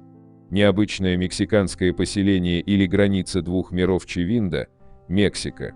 Маленький мексиканский поселок в штате Мичоакан, в котором проживает всего около 6 тысяч человек, укутан мистическими легендами. Местные верят, что на территории их городка проходит граница между нашим реальным миром и миром потусторонним. И еще данный городок – это место паломничества кладоискателей, которые чаще всех становились свидетелями мистических историй. В 90-х такие гости познакомились с всадником, который одним взглядом вызывал панический страх и ужас до глубины души. По дорогам города ездят невидимые машины, но аварии от столкновения с ними реальные. В такой ситуации побывал один из водителей грузовика, ему повезло дважды протаранить невидимую машину. Еще одна аномалия касается хода времени. Посетив Чивинду, можно заметить, что часы идут неправильно. И это не поломка, это зона искажения времени. Любителям аномальных экскурсий место придется по душе. 87. Памятник древности Аркаим, Россия. В Челябинской области, возле поселка Амурский, есть уникальный исторический памятник 16-го столетия до нашей эры. Это древнейшее поселение, на территории которого расположился комплекс хорошо сохранившихся сооружений. Это ряд оборонных строений, могильники и другие археологические памятники прошлого. Уникально это место и тем, что ландшафт сохранился и соответствует историческому описанию. Археологическая экспедиция обнаружила Аркаим в 1987 году, поселение занимает территорию в 3300 гектаров. Активные раскопки ведутся в наше время и уже принесли свои плоды. Найдено много исторических артефактов, гончарные изделия, инструменты, останки людей и животных. Стало известно, что древние жители мастерили изделия из металла. У них была канализация, водопровод и колесницы. Еще одна находка черепа местных жителей доказала, что все они были европеоидами, то есть предками европейцев. Город погиб во время большого пожара, но точную причину возгорания пока не установили. 88. Потомский кратер, Россия. Еще одно загадочное место России в Иркутской области. Сравнительно недавно, в 1949 году, была замечена странная находка, но интерес к ней в виде фотографий проснулся только в 1971 году. Кратер имеет внушительные габариты – 40 метров в высоту и 180 метров в диаметре. Возраст такого образования совершенно небольшой, не более 200 лет. Второе его название – это гнездо огненного орла. Наверное, связанное с вулканическими породами в центральной воронке. Даже визуально с высоты он похож на вулкан, но в центре находится купол высотой около 15 метров, что не характерно для таких образований. Есть версия, что это след от кометы, но зарегистрированных данных нет. 89. Курганы Кахокии, США. Кахокия представляет собой группу более чем из 100 огромных курганов. Географически это загадочное место находится на территории США, возле небольшого города Коллинсвиль в американском штате Иллинойс. Наследие североамериканских индейцев теперь считается одним из самых крупных астрологических памятников. Пережитки миссисипской культуры теперь под защитой ЮНЕСКО и признаны мировым историческим наследием. По данным археологов, на этом месте когда-то существовал большой город Кахокия. История города начинается еще в середине XI века. Крупнейшим курганом всего комплекса является сооружение с 4 уровнями Монкс-Маунт или Монахов-курган. Высота данного кургана 28 метров, а длина составляет 290 метров. Ученые считают, что курган – это бывший храм местных индейцев. Ученым также удалось раскопать в одном из курганов вождя племени, а также местное массовое захоронение людей, у которых были отрублены руки и головы.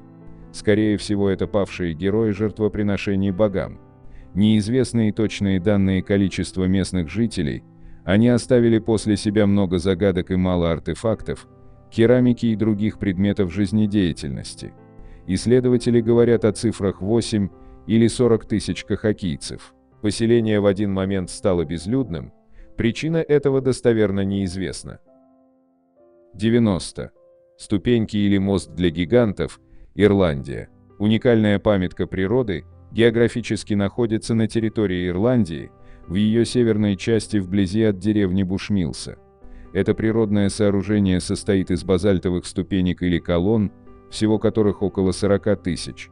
С 1986 года она является всемирным наследием и под охраной ЮНЕСКО. Тропа популярная среди туристов как достопримечательность. На самом деле, это последствия мощного извержения вулкана в древние времена, 60 миллионов лет назад. Колонны имеют по несколько углов, но больше всего шестиугольных. Верхушки же похожи на трамплин. Существует также легенда, что тропу построил гигант Финн Маккумал, готовясь к сражению с еще одним великаном Голом. Он на дно моря вбивал ряд колонн, чтобы построить мост и не промочить свои ноги. 91. Пирамида Янагуни, Япония.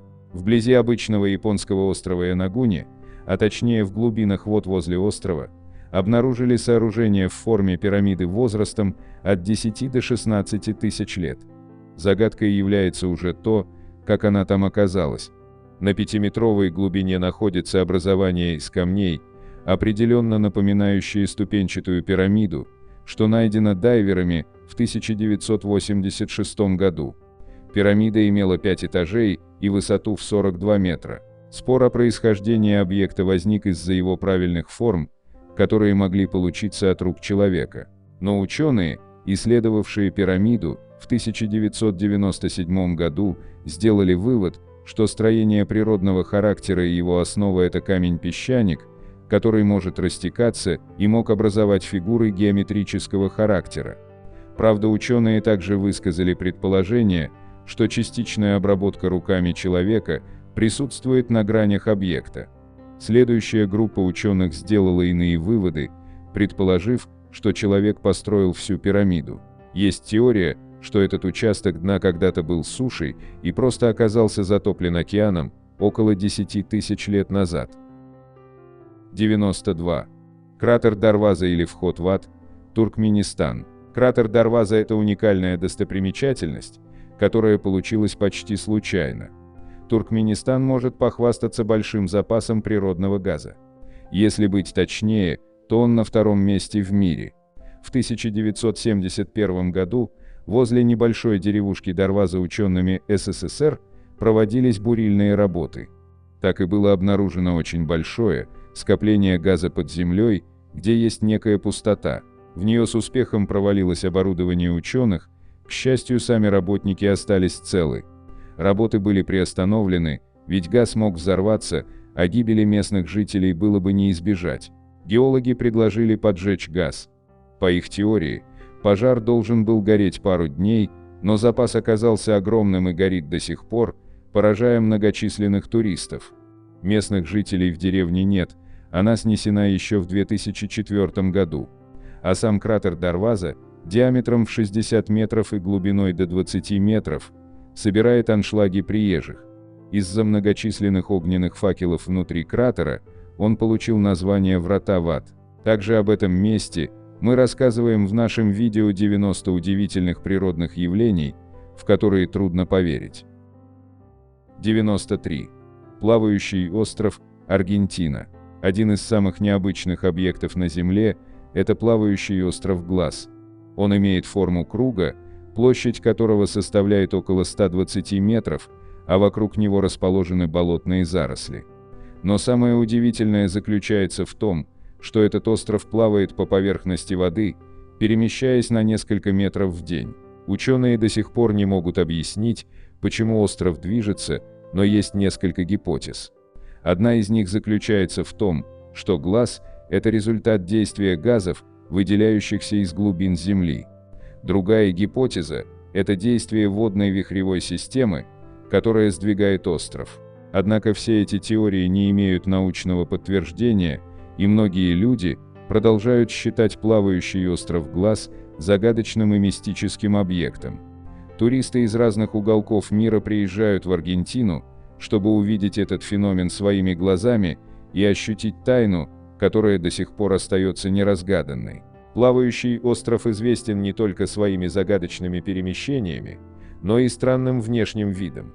Остров покрыт густой растительностью, которая насыщена влагой и создает впечатление, будто на его поверхности располагается огромный глаз со светящимся зрачком. Болото, на котором находится остров, называется Истака де Либера и представляет собой огромный заповедник, населенный множеством видов растительности и животных. Кроме глаза, в заповеднике можно увидеть множество других интересных объектов, таких как плавающие острова из кустарников, заросли лилий и многое другое. Также стоит отметить, что плавающий остров Глаз не является единственным своего рода объектом на планете. Похожие плавающие острова можно найти в разных частях мира, например, в болотах Амазонки. Однако Глаз остается самым загадочным и мистическим из них, продолжая привлекать внимание людей со всего мира. 94. Парк звенящих камней, США. Загадочное место Парк звенящих камней находится в Пенсильвании, США. Здесь можно найти огромные камни, которые при ударе производят звонкий звук, и это не обычный каменный звук, а настоящая музыка. Звенящие камни образовались миллионы лет назад под воздействием природных сил. Из-за особенностей горного массива, в котором находятся камни, они имеют особую структуру. Каждый состоит из множества мелких кристаллов, которые расположены внутри его структуры. При ударе по камню эти кристаллы начинают колебаться, создавая уникальный звук.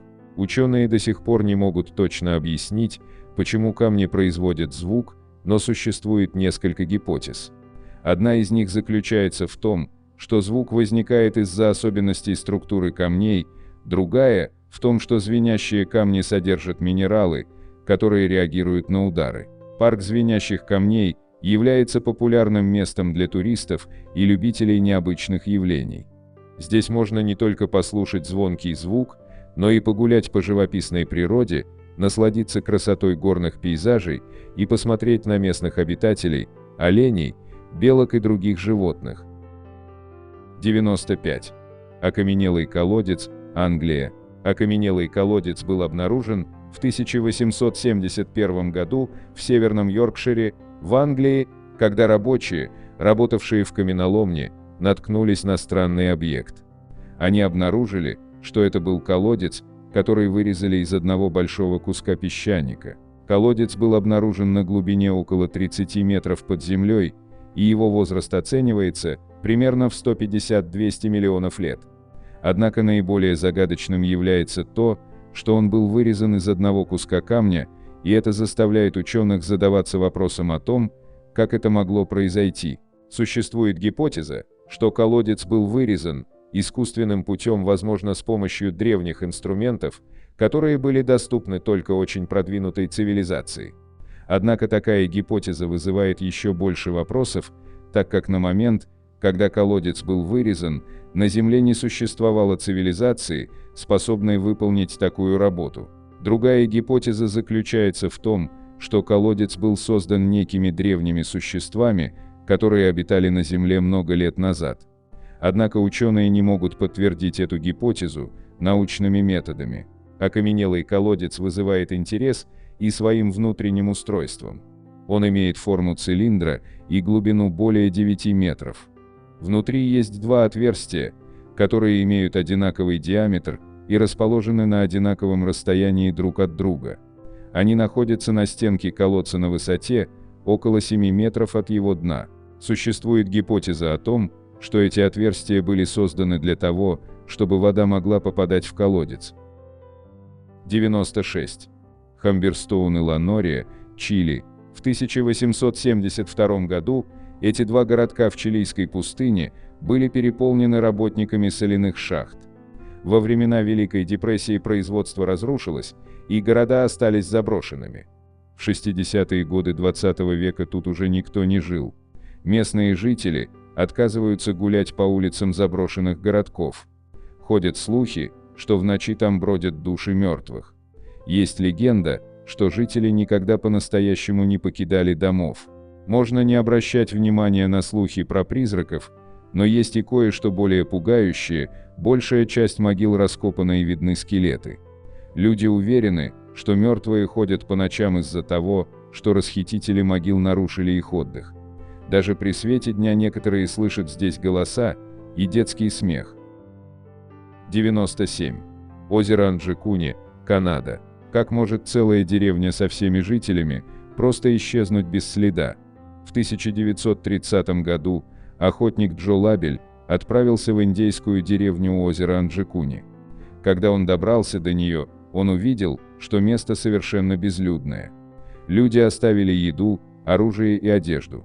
Все 30 жителей исчезли.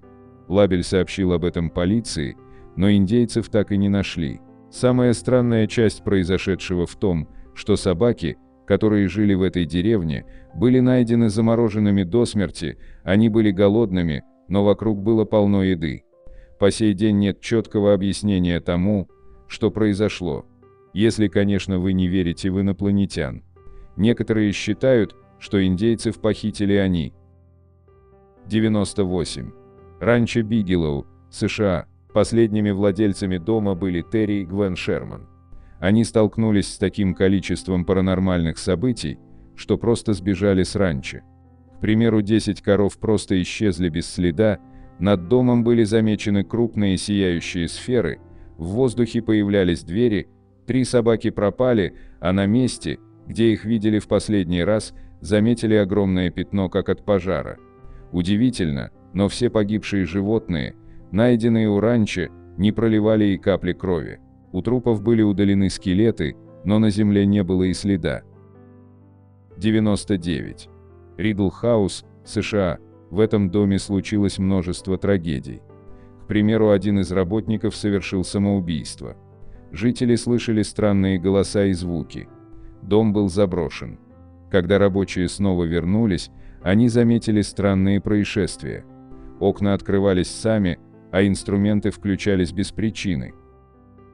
100. Маяк на мысе Анива, Россия. Маяк был построен в 1939-м, неподалеку от Сахалина. Считается, что он радиоактивный, поэтому в здание заходить запрещено. Некоторые уверены, что в здании правительственное укрытие, где допрашивают политических преступников. Другие считают, что на маяке обитают призраки. На этом я бы хотел закончить это видео со 100 самыми загадочными, таинственными и странными местами на планете. Ну и уже по традиции, для всех досмотревших этот ролик до конца, предлагаю узнать бонусный факт: Молебский треугольник в России. Загадочные места, в которых происходят необъяснимые явления, существуют и в России. Например, на границе Свердловской области и Пермского края есть так называемая Молебская аномальная зона. Широкую известность это место получило в 1989 году после цикла статей в рижской газете «Советская молодежь». В них рассказывалось, что на территории площадью 70 квадратных километров можно увидеть неопознанные летающие объекты, светящиеся шары, изменения хода времени и ряд других странных явлений. Территорию аномальной зоны можно разделить на несколько частей. В центральной поляне есть колодец с питьевой водой и место, на котором когда-то располагались деревянные дома. В этом месте можно заметить много упомянутых выше явлений, тем более, что ровная местность позволяет оглядываться во все стороны и видеть то, что находится даже на большом расстоянии. Также в аномальной зоне есть Ведьмины кольца, это область на берегу реки Сылва, где часто можно заметить огненные шары с черными пятнами по центру. Эти места являются популярными среди туристов, и ученым до сих пор не удалось раскрыть причины загадочных явлений. Вот такими у нас получились 100 самых загадочных, таинственных и странных мест на планете. Надеемся, вам понравился материал, который мы собрали для вас. Оставляйте комментарии, ставьте лайки, делитесь своим мнением о ролике. Знали ли вы бонусный факт? Все это очень важно для нас и позволяет продолжать радовать вас новыми, надеемся, еще более интересными видео. Отдельно хочу поблагодарить всех поддержавших наш канал материально зрителях в это непростое время, их имена вы можете увидеть в описании ролика. Благодарю за просмотр этого видео и прошу подписаться на канал Книги, Истории, Факты, нажать на колокольчик и выбрать все уведомления. Вам наверняка понравится. Я расскажу еще много интересного и познавательного. Прошу при возможности помочь каналу, заглянув в описание этого видео, и поддержать любым удобным способом.